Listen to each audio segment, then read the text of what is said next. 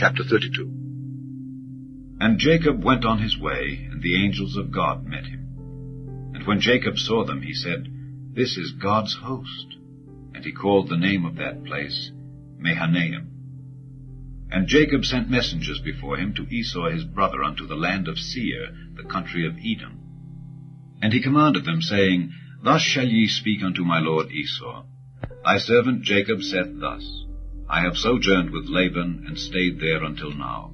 And I have oxen and asses, flocks, and men servants and women servants. And I have sent to tell my lord, that I may find grace in thy sight. And the messengers returned to Jacob, saying, We came to thy brother Esau, and also he cometh to meet thee, and 400 men with him. Then Jacob was greatly afraid and distressed, and he divided the people that was with him, and the flocks and herds and the camels, into 2 bands, and said, If Esau come to the one company and smite it, then the other company which is left shall escape.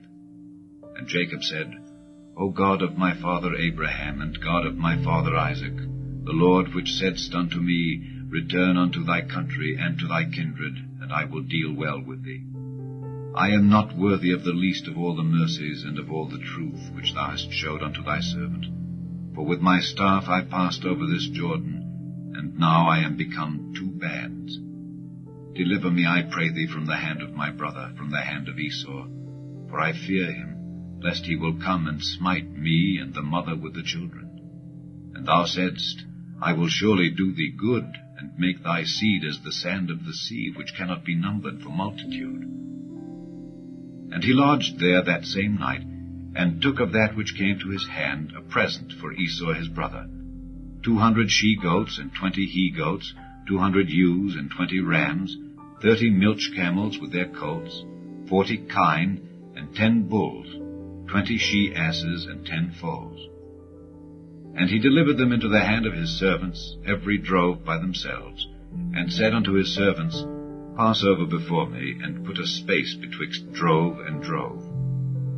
And he commanded the foremost, saying, When Esau my brother meeteth thee, and asketh thee, saying, Whose art thou, and whither goest thou, and whose are these before thee?